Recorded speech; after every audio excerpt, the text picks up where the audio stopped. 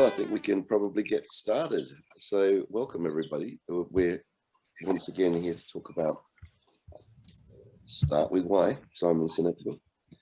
And we're doing today part 2, which is chapters 3 to 5. But first of all, just a quick recap. Last week we went through the preface, the introduction, and part 1. So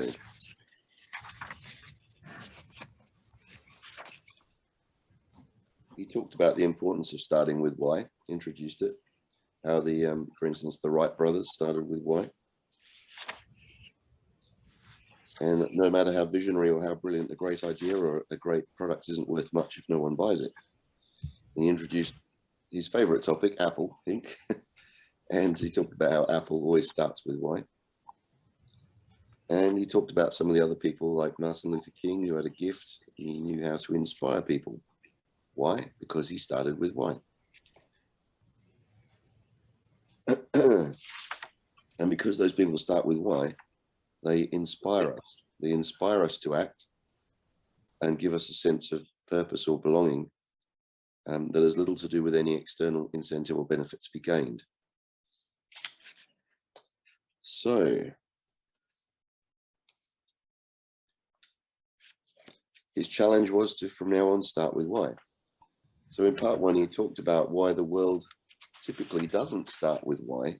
Most companies, we make assumptions. Great example that for years, for many centuries probably, people believed the world was flat. And then once they realized it wasn't, it could open the doors to all sorts of changes with trade routes opening up and being able to go from one part of the world to another. So correcting a false assumption moved the whole human race forward. And I love the example he gave about the United States car manufacturing and how on the assembly line they had to take a rubber mallet and tap the edges of the door to ensure that it fitted perfectly. And then the Japanese were asked, where's your rubber mallet? And they said, we don't need one because we design it properly in the first place. It was great. Ouch. Yeah.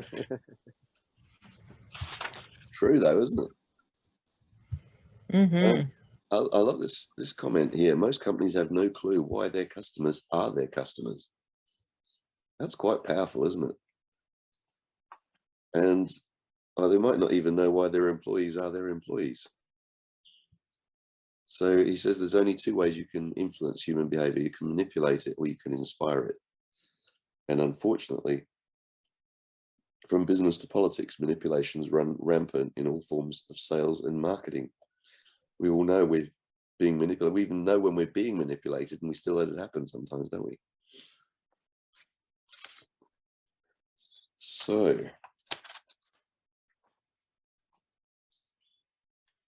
and that's why a lot of the times people, he gave examples of people promote on price,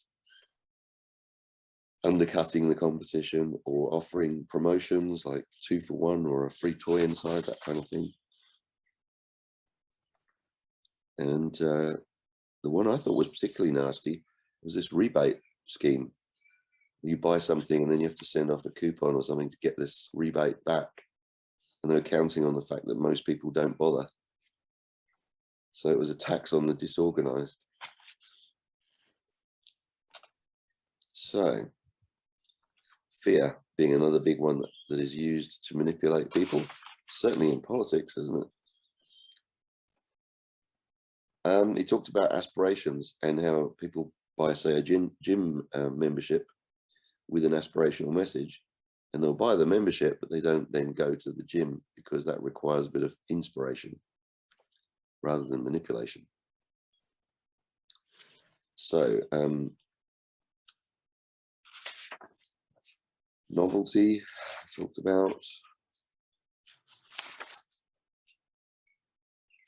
Difference between repeat business and loyalty. Repeat business is when people do business with you multiple times, and loyalty is when people are willing to turn down a better product or a better price to continue doing business with you. Loyal customers often don't even bother to research the competition or entertain other options.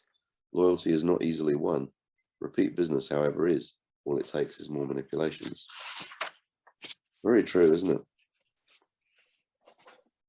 So he talks about carrots and sticks being the best way to elicit the desired behavior. The sense of having loyal customers is that we have that feeling of we're in this together. And it's a feeling that's shared between the customer and the company, the voter and the candidate, or the boss and the employee. And that feeling defines great leaders because they have created that. Okay. So it concluded that section with the reality in today's world is that manipulations are the norm, but there is an alternative. So part 2 that we're on to today is an alternative perspective.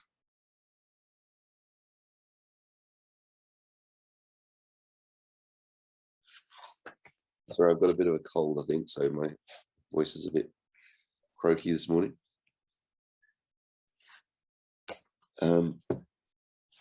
So the golden circle.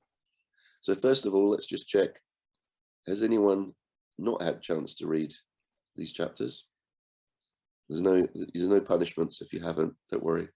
Won't make you stand in the corner or anything. You've all read it? Okay, cool. I was listening to it. I only read the 2 chapters, so the second, and heard all of it. Okay, good. Yeah, I was listening to it while I was doing some work yesterday. Okay, the golden circle. So the leaders who choose to inspire rather than manipulate in order to motivate people. And once again, he goes back to talking about Apple and how they do it brilliantly. I thought it was interesting when he mentioned Harley Davidson as well, because they sell to a lifestyle, don't they? They sell to the kind of people who want to be out on a motorbike with the wind in their face and that sort of thing, and have that feeling of power under their control. So, yeah, he first of all defines the terms. So, and starting from the outside and moving inward, but he said it's easier to define the what. Every single company and organization on the planet knows what they do. And some companies and people know how they do what they do. They know that they have a unique selling proposition, point of difference between them and their competition. But the detail that's very often missing and always a bit fuzzy is why. What is your purpose? Why does your company exist? Why do you get out of bed every morning? And why should anyone care? Anyone got any thoughts on that, or examples that you've come across recently that's made you think since reading this book? Anything you've observed?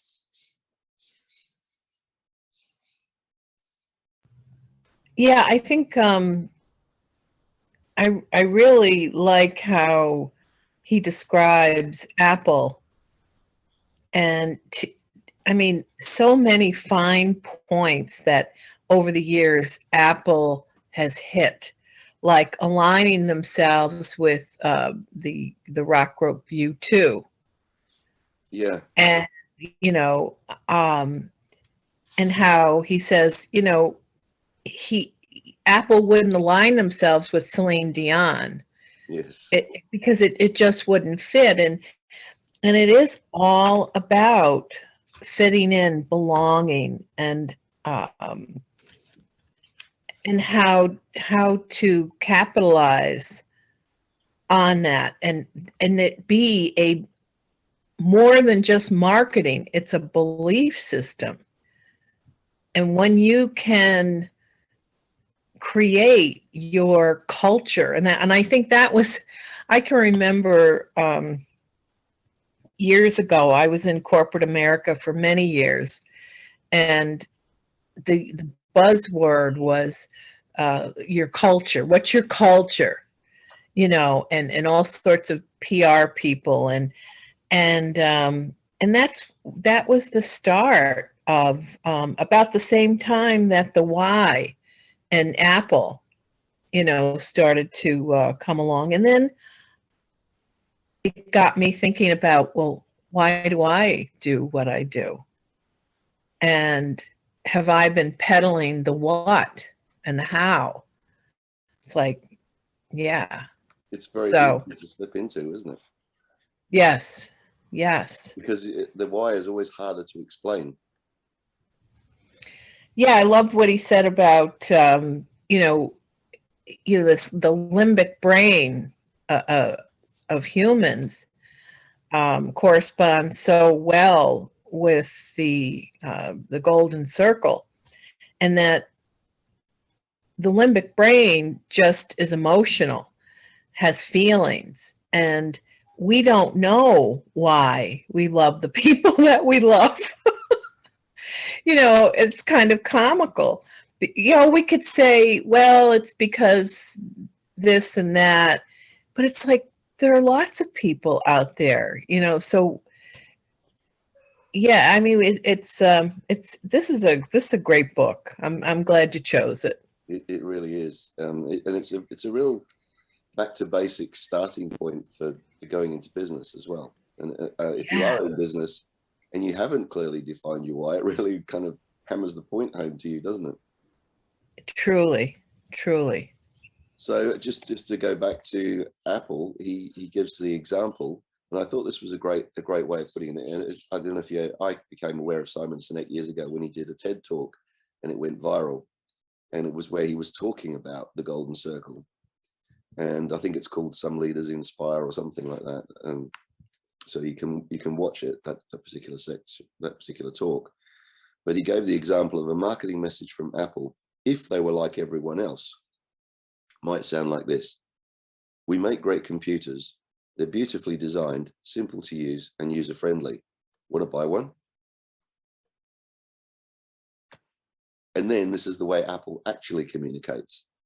Everything we do, we believe in challenging the status quo.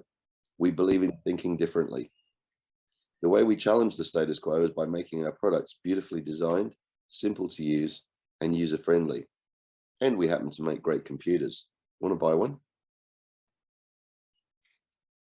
I mean, the information is reversed, and yes, he's included the why, whereas the first one didn't, did it? It just told you what they do and what their point of difference is, but no one really cares. But the second one is a lot more compelling because it explains how they think. Like you said, the culture. It actually conveys the culture, doesn't it?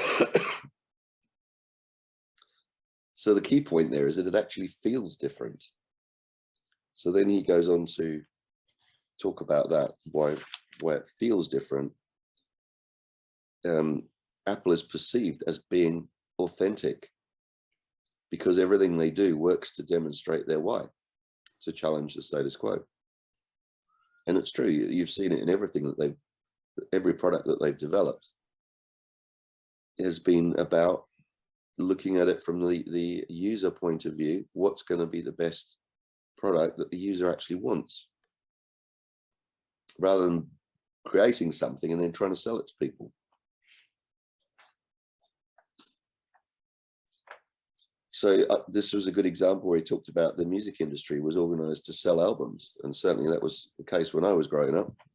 You'd go and buy the latest, it was vinyl LPs when I was a kid. A model that evolved during a time when listening to music was largely an activity we did at home. Sony changed that in 1979 with the introduction of the Walkman. But even with the Walkman and later the Discman, it was limited to the number of cassette tapes or CDs you could carry in addition to that device. The development of the MP3 music format changed all that. And this example was that I had one of these. I had a Creative, and you could listen to the Creative, and they actually got in there first, but they just didn't market it as well. They told us what their product was. They advertised their product as a 5 gigabyte MP3 player. Does that mean anything to you? Whereas the Apple iPod introduced it by saying, we're giving you 1,000 songs in your pocket. Totally different. That is so brilliant. I was like just so knocked over by 1,000 songs in your pocket. Yeah, because you think, how many CDs would you, or how many LPs would you have had to carry around with you to have 1,000 songs? Yeah. I mean, it's such a visual. It's like, what? I can have that? And you It's can why listen to you it needed anywhere. why you needed their products, and they look. I think it's always like I keep saying, when you think of the other person before yourself, you know, they thought of what the customers needed, and like that you said, the 5 megabytes. Nobody really, if you're not into that, you don't really know what is that unless you actually are developing that. So talking to the audience the way they listen, I feel is in that aspect. And I love it that starting with the why, they could open and do anything they want and people buy it. The companies that limit themselves, like we do computers, I'm like, if they do a toaster, it would not make sense, you know, but because of the why, you have that loyalty. Yeah, when years ago, when I started with the backpackers, and I went on to having a car dealership for backpackers, and we used to sell cars on the basis that that what the people wanted was, they wanted a car they could drive all the way around Australia in, that was in their budget, and that was going to be reliable and would get them from A to B. And you know, it had to be a strong car to go all the way around Australia in the hot weather that we have here. And talking 20,000 kilometers to do the lap around Australia.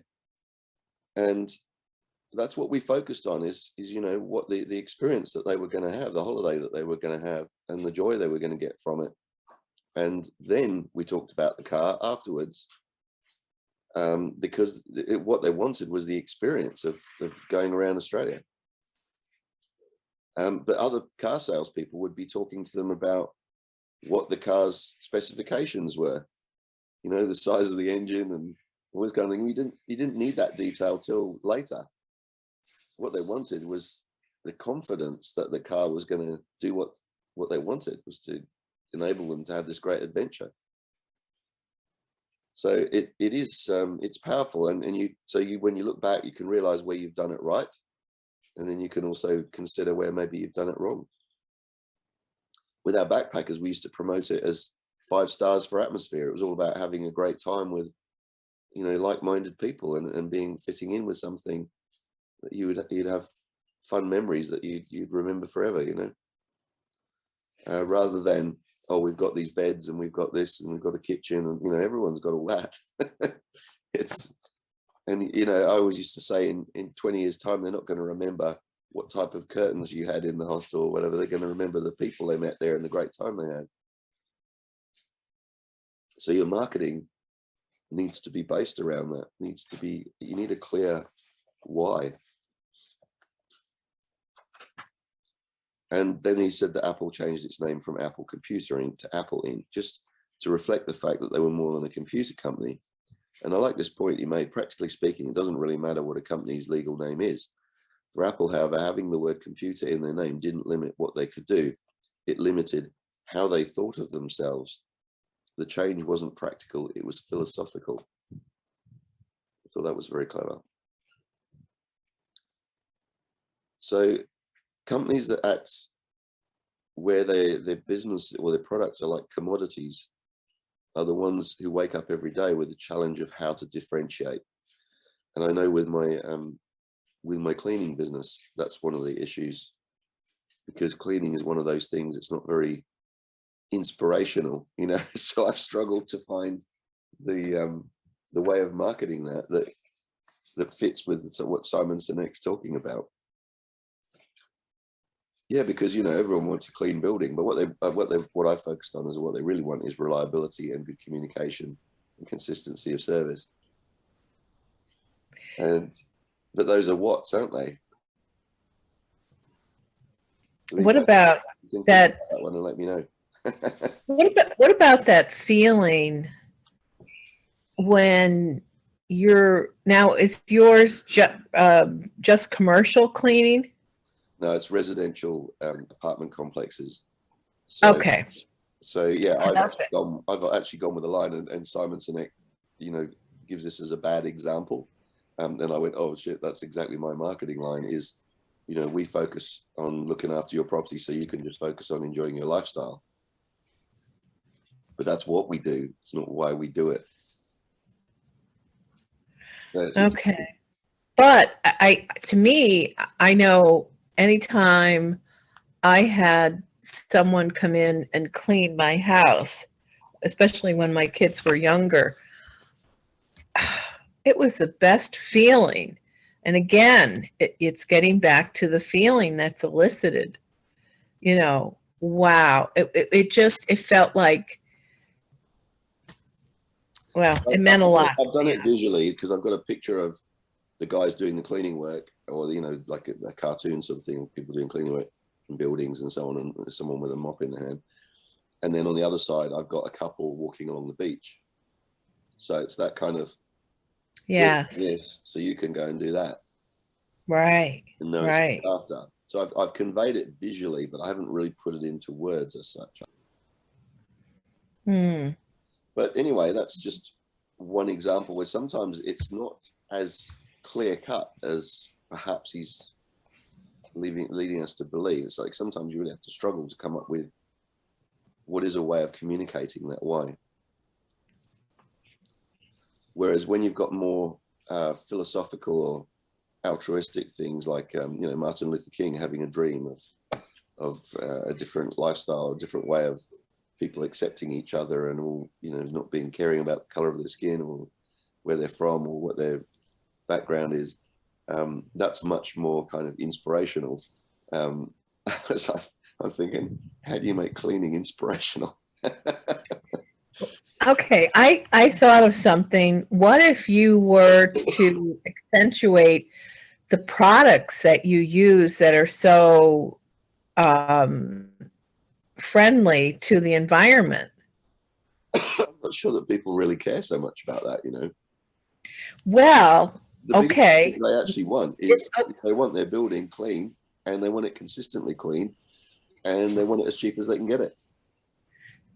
Which is all that's my mom had a cleaning as a company, and I hated it because I was a backup, But what I learned from her, when she had workers, I had to go use. So guess what? Do I love cleaning now? No. But anyways, what she loves did, cleaning? Some people do, actually. Yeah, actually, yeah. Those people are weird. But anyways, I'm just kidding. My mom actually, the way she expressed it is that she loves it before and after. That.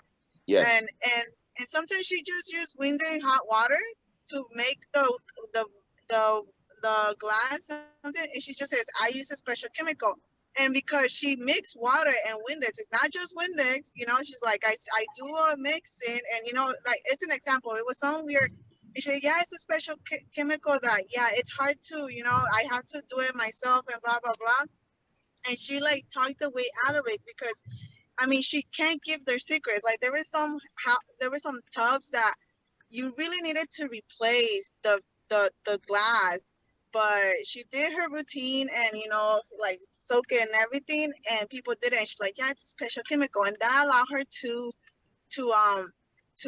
raise the prices. And it's just that one thing that nobody really does or move, because most of the time they just clean around, and she moved it. Like it's one thing that makes the whole job different, and she expressed that she loves the before and after, the feeling of, making that difference. And it's funny, I remember she was hours and hours at Home Depot reading labels, what she can use it with. And it kind of became like a science experiment for her, and I think she's one of the ladies that actually enjoys cleaning, but enjoyed cleaning, because now it's a totally different story. But that kind of, yeah, made the difference. There's a difference between enjoying cleaning and finding something that you can be satisfied with, and that is that you start with a mess and you end up with something that looks clean and smells fresh, and you can see the result. You can see the difference between when you started and when you finish. And that's always the thing I look to inspire me to keep going and doing it at the moment, because I've been set back into working full time in my business because I can't get enough staff at the moment. In person, since we had the border closures and, you know, with COVID, there's no students around. We're still waiting for them to come back into the country. And that was my biggest employee market, was the students. So, yeah, that's what I look for, is that feeling of, well, you know, okay, I'm not particularly wanting to do this, but I can at least acknowledge that when I've done the job, it looks a lot better when I finish compared to when I started. And that gives me some level of satisfaction. And hopefully it gives the residents that satisfaction as well. And I've had some of them say that to me, you know, I had some say, oh, one lady actually bought me a bottle of wine recently. She was moving out of this building, but she said, oh, thanks for looking after it and making it such a nice place to live for the last few years. So I thought that was quite nice. So I suppose if you can get across, you giving them the feeling of the place being a lot fresher and more an enjoyable place to live because it is cleaner, then that's the feeling. You have employees? I've got my mother-in-law in the background watering plants. So. No, but do you have employees? Noises here. Do you have employees in your company?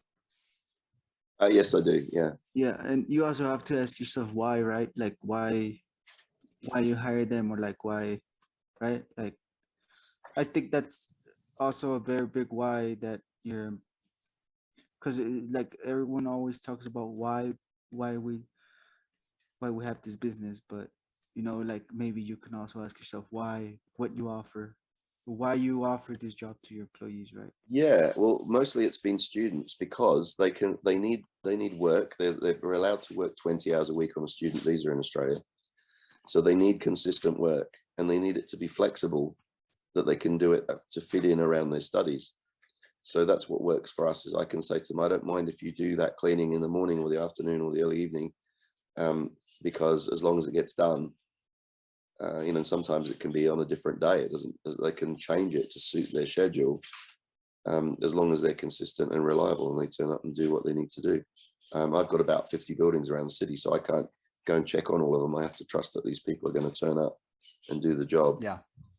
I have an app where they can upload photos and so on, but yeah, but that's a good point. I mean, really what they're looking for is they want some work that's flexible, that they can depend on, and you know, I'm a pretty easygoing boss, so everything's provided for them, chemicals, equipment, and they've got a guaranteed income. Yeah, and I'm pretty sure you offered them like an opportunity, because you don't ask for experience or anything like that, right? Well, yeah, not really. I mean, I train them. I'm more interested in the attitude of the people when they start, you know, and then if they've got the right attitude, I can show them how to do things.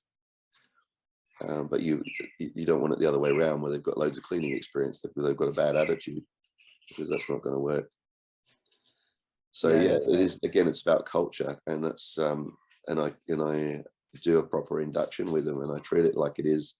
Just because it's a cleaning business, I still treat it like a professional business, where I'm actually taking time to show them how things are done and the way we do it and why we do it that way. So anyway, let's not get bogged down too much on my business. It was just an example I was thinking of. So sometimes it can be quite hard to come up with a why that sounds, that communicates what you want it to, and in a way that's going to strike that message with your potential customers. Yeah, that sounds meaningful. You don't want to be talking just about price. You don't want to be the cheapest cleaning company in town, because you'll end up going broke. But also, you don't want to be the most expensive, because you won't get the customers. So price is more of it's a variable, but it's not the be all and end all. And I've had quite plenty of companies or buildings where the council of owners don't appear to have shopped around. They're just happy with what we're doing, and we've just kept the building for years. So, but that can change anytime a council of owners changes and somebody new goes on the council, and then they were, oh, I've got a friend who's got a cleaning company or something like that, and then, you know, then they'll get a quote, and there's always someone that will undercut you. So that's the thing about loyalty is building that loyalty is about people trusting that you resolve issues, that you think the same way they do, that you give them the feeling that they're looking for, that they can trust your team to turn up and do the right thing. So he says, to conclude on that chapter, in all cases, going back to the original purpose, cause, or belief will help these industries adapt. Instead of asking, what should we do to compete?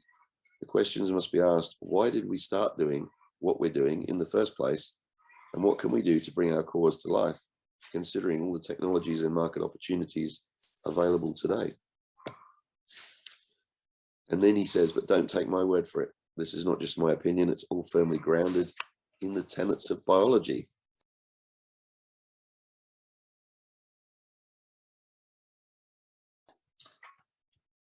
So chapter 4, where he goes on to say this is not just opinion, it's biology. He explains the feeling. Excuse me.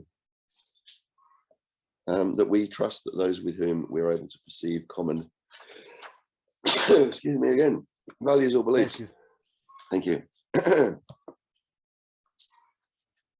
I like this point. I thought this was very interesting. Our natural need to belong also makes us good at spotting things that don't belong. It's a sense we get, a feeling, something deep inside us, something we can't put into words, that allows us to feel how some things just fit and some things just don't. And like you referenced, Jane, the example about, where you can't explain why you love someone, or why you're with that partner. It's often the same with business, isn't it?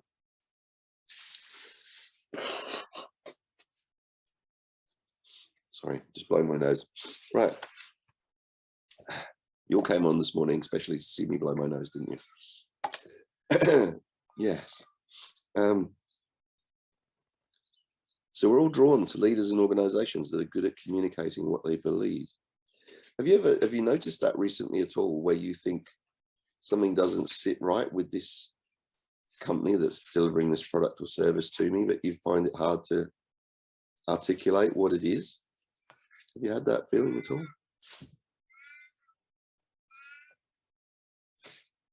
No? I think of, honestly, I think of political leaders, especially leaders like Donald Trump. It's like, why do people dislike him? Why do people like him? Why do people love him? It's just, it boggles the mind. How can one person elicit such vitriolic, but yet such loyalty, opposites? Yeah, he's very polarizing, isn't he? Polarizing, yes. Yes. Yeah. So to me, he's his own brand. He's pretty unique. I don't think company. there's been many politicians like him in the history of American politics, like you say, that have that ability to completely polarize, well, pretty much straight down the middle, isn't it? 50% of the country love him, 50% of the country hate him, with a small vote down the middle. Yep. Amazing. And I suppose Margaret Thatcher was a little bit like that in the UK.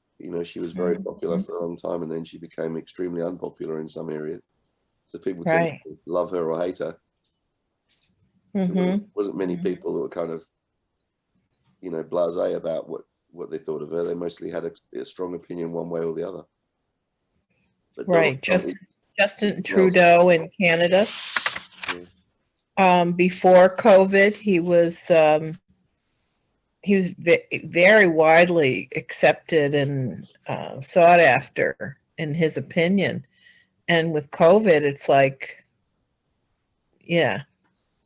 just so interesting. And people will say, is it true that we are a fickle consumer? How we will turn on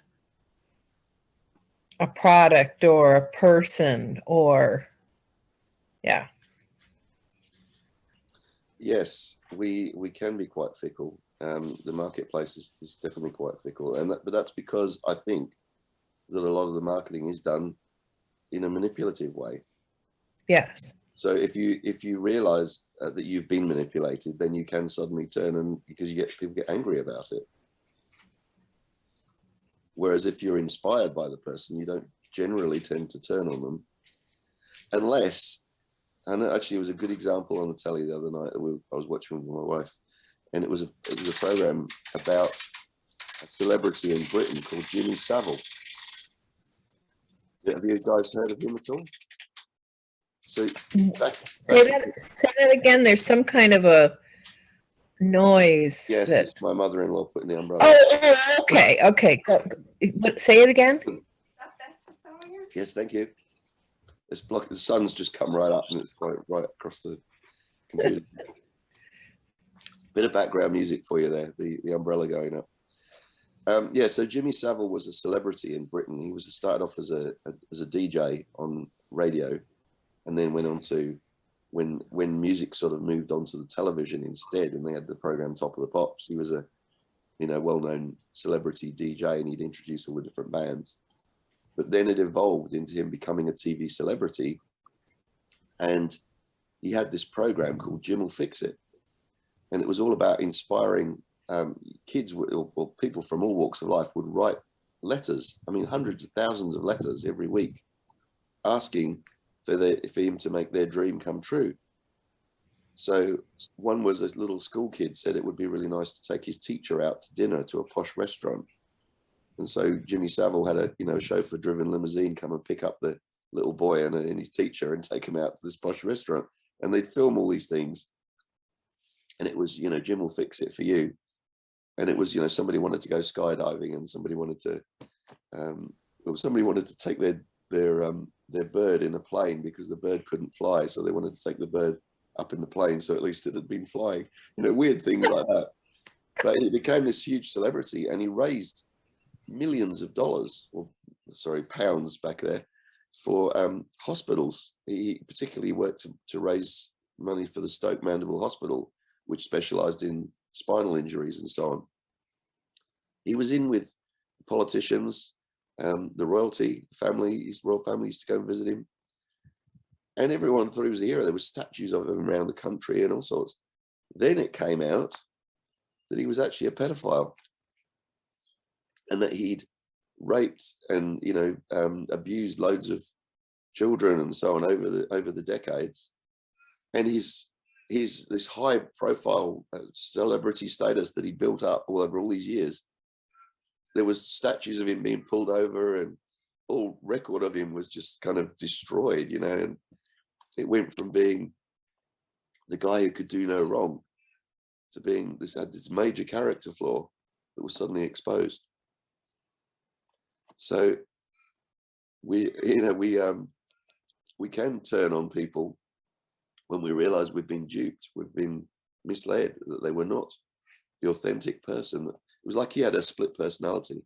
One side of him did incredibly good things for a lot of people.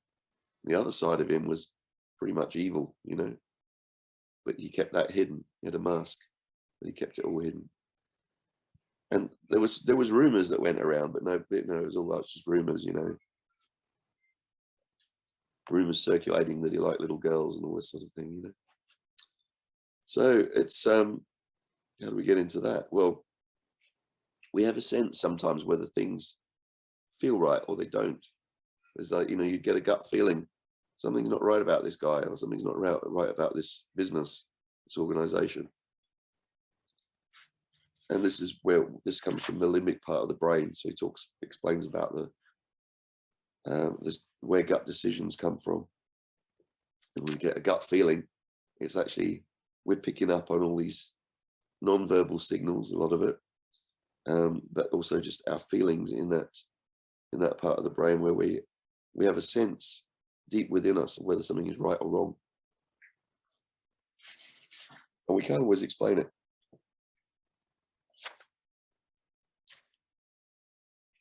So like you said, some people have that ability to win hearts and minds, like Trump did.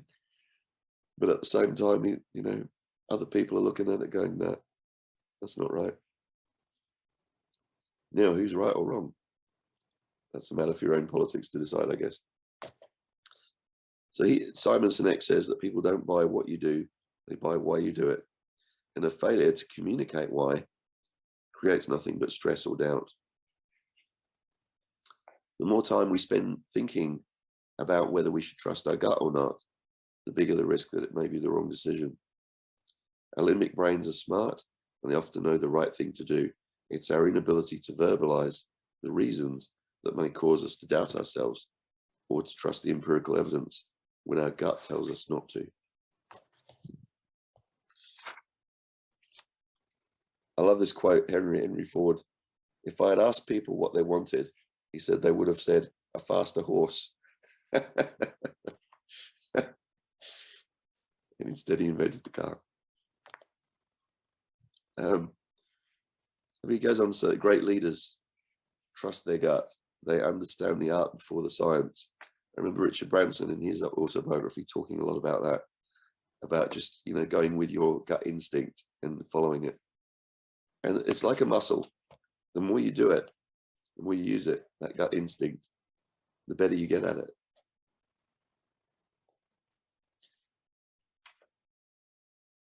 And he says it's what you can't see that matters. The example about when people pull the laundry out of the dryer, first thing they did was not to check how clean it was, but they smell it. And that feeling clean was more important than being clean.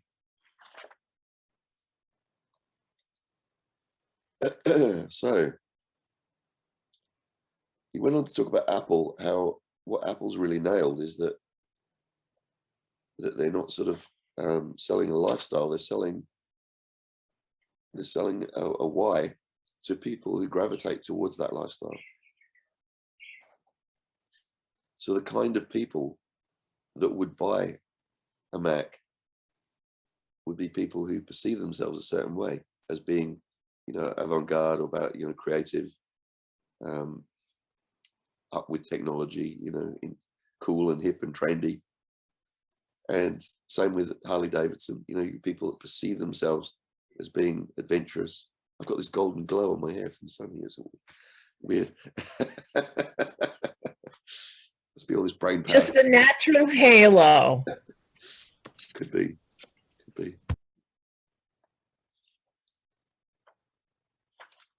So that was pretty much chapter 4, was the fact that it's not just his opinion, it was biology. There's tangible evidence to explain why the limbic brain picks up on these things, and that why we tend to buy with our feeling and our emotion, and then we justify it with logic afterwards. He didn't say that exactly in there, but that's basically what we're saying.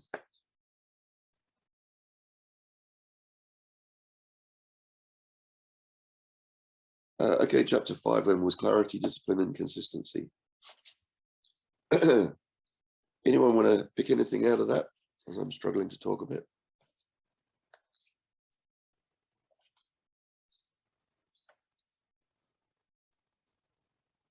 I love this point. I'll say this. When the why is absent, imbalance is produced and manipulations thrive. And when manipulations thrive, uncertainty increases for buyers, instability increases for sellers, and stress increases for all.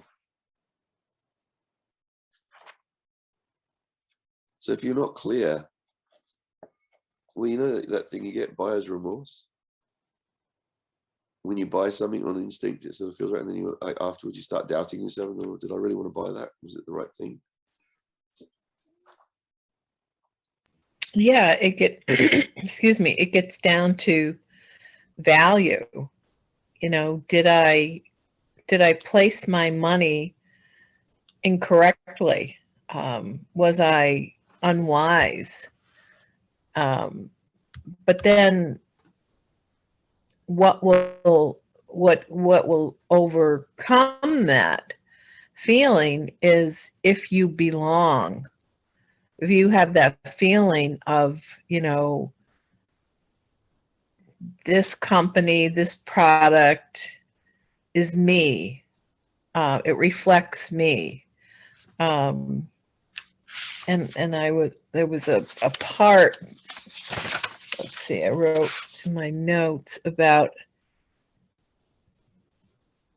feeling even like a fan club, like this to me kind of said it all, in that, companies can exist, but there are these so-called fan clubs, right, that are in existence with more, we kind of think of fan clubs as existing in like the music industry, especially, when rock and roll was starting and fan clubs were huge, right? But there really is such a thing as fan clubs in your companies and your organizations, and they can and will and do exist outside of the company. They'll be run outside of the company. I mean, that's how passionate people can be when they feel like they belong to something, that something they're one with, whatever the company message, the product, and they'll go to those lengths to spend their time and money on such a thing as like a fan club and be a part of it and run it. And the company doesn't have to do a thing because of the loyalty. Yeah. So. Very true. Mm. Good point. So he goes on to talk about the discipline of how, once you've established your why, then you need to be thinking that what you're doing or how you're doing it is in line with your values and principles. And constantly checking, like holding yourself accountable to that and being consistent in what you do. So he says everything you say and everything you do has to prove what you believe. So the why is just a belief, but it's backed up by the how and the what. So you might have a why, and I can't think of an example right now, but if you had a why that was disjointed with the what and the how, you wouldn't be perceived as having integrity. People would mistrust what you say, and I suppose politicians are probably the best example of that. They can say why we believe what we believe, but then they act in a different way altogether, and that's when people go, hang on a minute.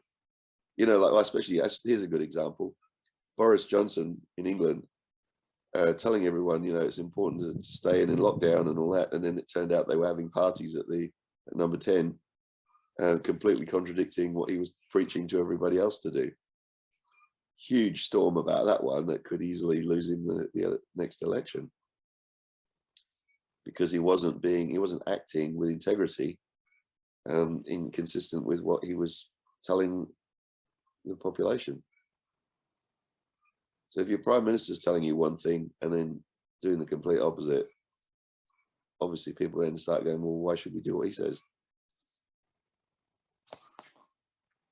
Yeah, there's been a lot with the pandemic and the global situation that's tested a lot of these things, isn't it?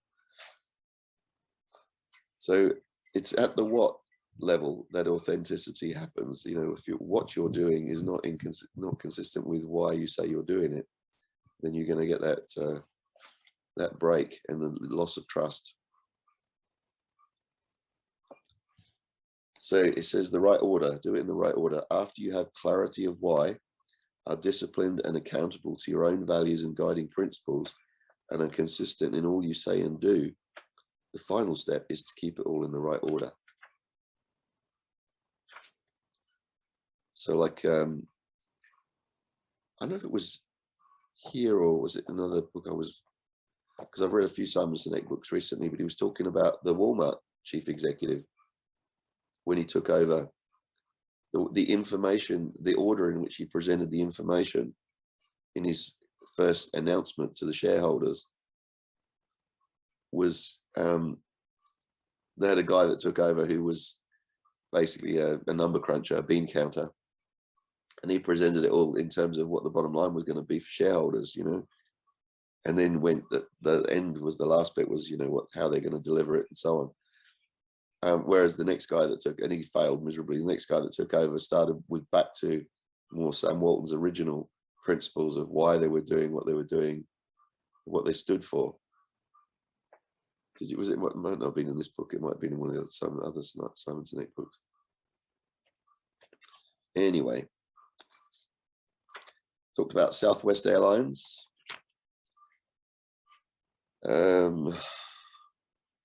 Manipulation and inspiration are similar but not the same. They both tickle the limbic brain. Aspirational messages, fear or peer pressure all push us to decide one way or another by appealing to our irrational desires or playing on our fears. But it's when that emotional feeling goes deeper than insecurity or uncertainty or dreams that the emotional reaction aligns with how we view ourselves. So that's a key point, isn't it? How do we view ourselves? If you look at Apple as the example, do we view ourselves as the kind of person who would buy an Apple computer or an iPhone? I think it comes back also to the leading through fear or manipulating, which is fear, and influences through love and joy, right? I keep with all this comment on everything. For me, what I've been seeing on all the books I've been reading, it just come back because once you're conscious of yourself, you're able to see other people, and the way you're able to see people, you have the choice to choose manipulation or influence. Yes. Yeah, like I said earlier, even when you know you're being manipulated, sometimes you still allow it to happen. You still go with it because on balance, you probably weigh it up and go, well, is that still the right product or service for me? I know they're trying to manipulate me here, but I get that with, you know, going to a service station and you see you want to buy a drink and there's like, you know, one is, I don't know, $3.50 and two for $5. So you go, well, I'm probably going to drink that drink later, so I might as well get two because it's cheaper then. But then I bought two drinks when I only went in there to buy one. Yeah, and I guess when you say that some people go also through fear, I think it's understanding what triggers that fear, which is getting to know you too. And when you feel, because when you have fear, there's these feeling sensations, like you were saying earlier, you know, the emotions, and like Jane was saying. And I think when I think you have to, like, the questioning, why is that trigger? Why is the fear? And why you're willing to do that? Is it just to evade yourself instead of facing yourself? It kind of goes a little more deeper than that for me, when I at least for me. Yeah, well, look at the emotions around that drink example I just gave. You know, you could say it's fear of missing out, perhaps on a bargain. It's fear of paying too much for the one drink, because what they've done really is devalue their product. If they can sell you two for $5, why aren't they selling them each for $2.50? You know what I mean? So I know it's obviously that they can get more volume through, but it tells you how much margin they're making in the first place, doesn't it? Actually, yeah. So you could, but I justify it by going, well, there's a good chance I'll be thirsty later on, and I've got a cool bag in the car, so I might as well buy two because it makes sense, because then I'm getting them at the cheaper price. But the next time I go in and I see that deal's not on and it's just one drink for $3.50, do you then think, well, I'm paying $1 too much for that drink now? Because when they were selling two for $5, that was $2.50 each. Why are they now selling it for $3.50?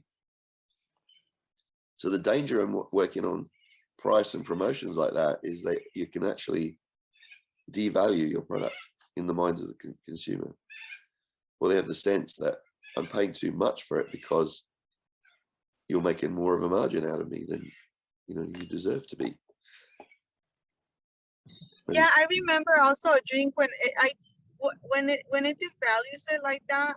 Afterwards, I don't know, but for me, when I started Malibu drink, it was a mixed drink, Malibu with pineapple. When it first started with 4 drinks for $5, I came back 2 years later to California again, and it was the same four thingies for $4. I'm like, what happened? You know, I was just like, what, did it get hacked? Or is it barely getting to know? When they don't do it backwards, it's like, but I think that when it does from the first cheap and then high, I think it's a demand. But the other way around, I don't know. I still don't get it. When I used to work as a retail manager years ago, and I was a deputy store manager for one of the big discount department stores here. And we used to have these catalogs that would go out, and we'd have the same kind of products. There was the stock standard products that you knew everyone wanted would appear on these catalogs, and we do the big end displays of them, you know. And what tended to happen was, like, say something was normally $99, but it was on special for $89. Let's say, we're sitting with probably even more like $79. Special of $79 for this week. People got wise to that after a while, and they'd think, I'm not going to pay $99 for it. I'll wait for it to come out in the next catalog. So that example of them devaluing their product, because if you didn't need it desperately to buy it today because you needed to use it, but if you could wait for it, you just wait for the next catalog and buy it when it came out cheaper. Yeah, just like Victoria's Secret. Like at the beginning of the year, everything is so cheap. So I might as well just wait for it. Unless you want to be on trend, but who's really looking at that? Just feel. Well, I have to take your word for that. I don't often buy things from Victoria's Secret. I don't know about you, Stan. Jose, what do you reckon? But no. Not unless you're planning. I've been there. You know, I've been there. Obviously, I have sisters and I have a mom, but yeah, only I don't remember you coming with me, Sammy. Excuses. I'm just kidding. Yeah. So well, you and then Victoria. Oh, I'm sorry. I was just going to say, you just called him Sam. Is it Sammy rather than Jose? Yeah, my second name is Sammy for us. It was funny. He didn't know he has Jose for a long time until he came to the States, because in the States they call you by your first name. So he knew his name was Sammy until he saw his birth certificate or something like that. It was like a long time. My mom never wanted to have Jose on his name. My dad did the paperwork and he put it. So his name was only gonna be Sammy. So we went to for my mom's words, I guess. She had more influence in us. Right. Because she started out with Y. Calling you by the wrong name, that was all. Sorry, Jane. Yes. Oh, no. Well, yeah, she did start with Y because she didn't like Jose. My mom never liked the name Jose. I never liked it either until like maybe a couple years ago. I started really embracing it, and it's fun. I really like my name. I do, because it's just like, if it's everybody just sees my names and they know I'm Mexican, but I have part of that American culture in me, so it's good to be on the both sides. So which do you prefer? Right now, I do prefer Jose. Okay. I just wanted Back to when check I was in calling you the wrong name this whole time. elementary, middle school, high school, I always went by Samuel. But I prefer Jose now. Okay. Glad we cleared that up. Jane, did you have something else you wanted to add? Oh, yeah, no, I couldn't help when Victoria's Secret was brought up. I couldn't help but think about the Victoria's Secret angels, and all dressed up with their wings and their underwear, and just how it just was a mega marketing, and it's, I don't know, sex sells, I guess, right? So what do you think was their why? Could anyone sum up what was Victoria's Secret's why?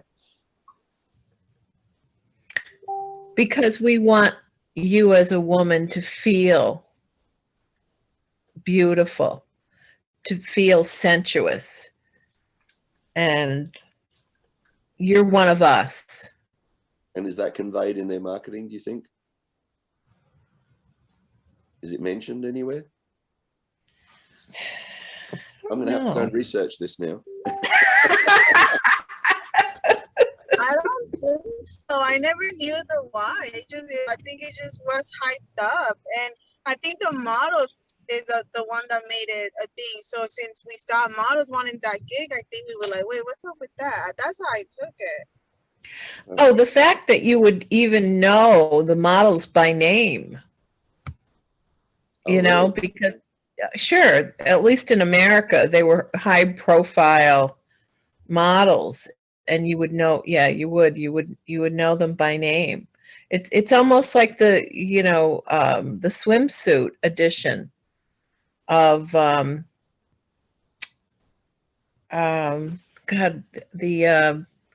the sports magazine. Oh my God, I'm like drawing a blank. The swimsuit magazine. Yeah, the swimsuit issue that came out yearly. Oh. Of the sports magazine. Oh my gosh. Sports Illustrated, was it? Sports Illustrated. Yes, thank you. You know, I mean, that had nothing to do with sports. Yeah. I mean, it was very sporting of them, you know, to introduce that, but that was another thing. It was like, you know, it would be on news shows about, it would show them filming the Sports Illustrated.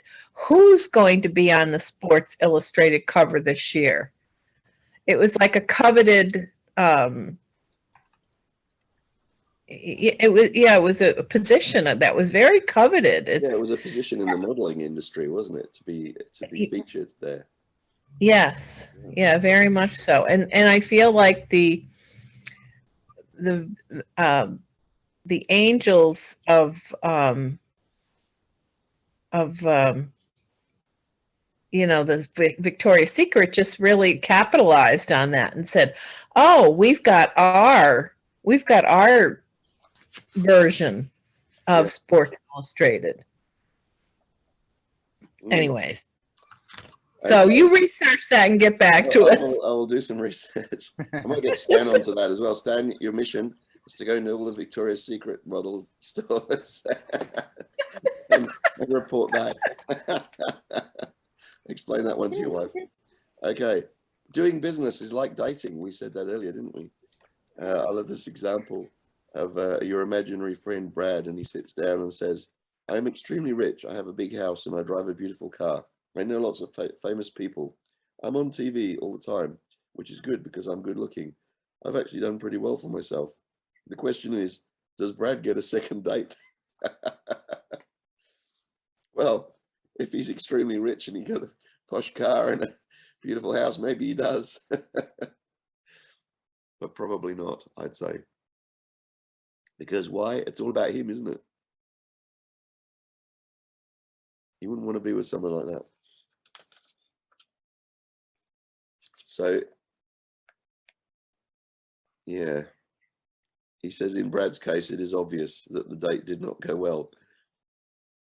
The odds are not good that he will get a second date, and he's certainly not done a good job of laying down the foundation to build a relationship. But ironically, the woman's initial interest may have been generated based on those elements.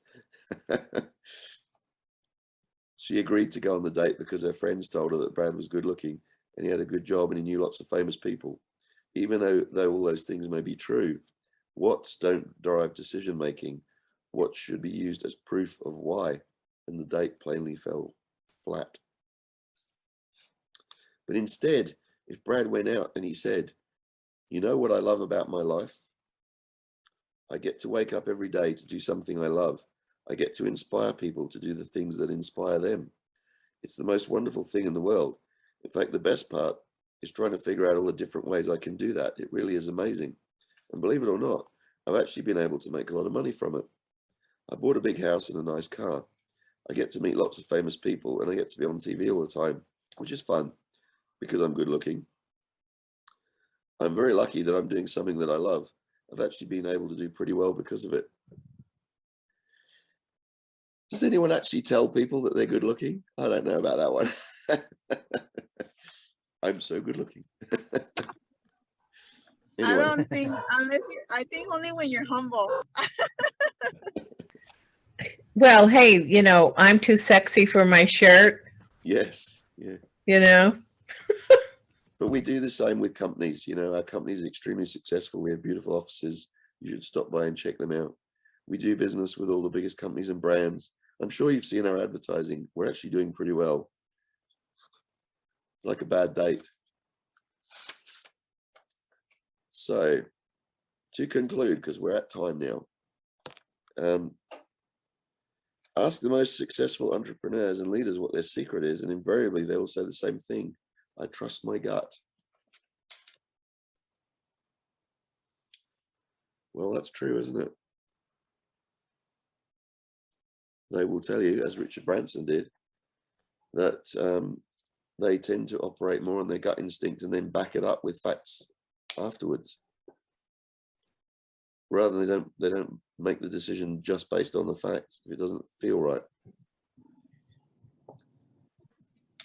And how many times in life do we say, Picture, right? sorry? I think it's looking at the big picture of things. Yes. Yeah, how many times do you hear people say in life, oh, I knew it was the wrong thing to do. I should have listened to my gut. But I did it anyway. Whatever that thing is. I think that's a crazy part about balancing the headspace and the heart space.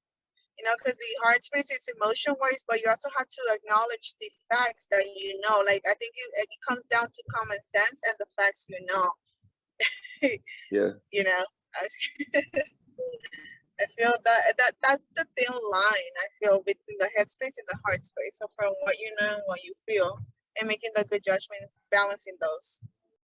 Very good. Yes, that's right, Yoni. If you can get it in balance, then everything's going to be flowing a lot smoother. So to conclude that chapter, this is the last paragraph of it. The goal of business should not be to do business with anyone who simply wants what you have. It should be to focus on the people who believe what you believe. When we are selective about doing business, only with those who believe in our why, trust emerges. And I get that feeling with, if I'm asked to do a cleaning quote, if all they're interested in is getting the cheapest price, they're not the right client. Yes. There'll be trouble later on. So true. And then they'll keep asking for more and more and more. Yeah. I saw that experience with my friend. I'm helping her create her company. My why is to learn, right? And her why, it's not just for the money. It's in order for her to teach people like me. And she's inviting friends. And one of her friends wanted what she was having, because she's seeing how it's growing, but she didn't understand it's a learning process for all of us. And I admire my friend because she's so detailed. And whenever she criticizes me, I take it like she's building me. The other friend, we all are friends. She had to let her go yesterday because the second friend said, your expectations are too high. And I was like, what does she mean? I mean, like, the way she's teaching me, she's telling me what to do, copy paste. And then she tells me you messed up. I'm like, oh, I overseen that. But then she was seeing it on it, like, I know what I'm doing and this is what I'm doing. It's like her whole idea was different. And I saw what I was reading at this moment, going through this. Like, I mean, like, I think I'm thinking of helping her. I might not be making what I wanna be making, but I seen it in the big picture in the long run that the system she's creating is gonna help me tremendously. And the second friend, she's just looking at the immediate money. So Yeah. I was just like, oh, how disappointing is that, But you could always try to help, but if the perspective they have is totally different, it's not gonna click. And understanding why you're doing it, I was like, oh my god, this book is perfect right now for this occasion. And I kind of explained that to my friend. She's like, oh yeah, that is true. She's like, I gotta get back to that book. I was like, well, you're welcome. That was so helpful this week. That was amazing. Very good.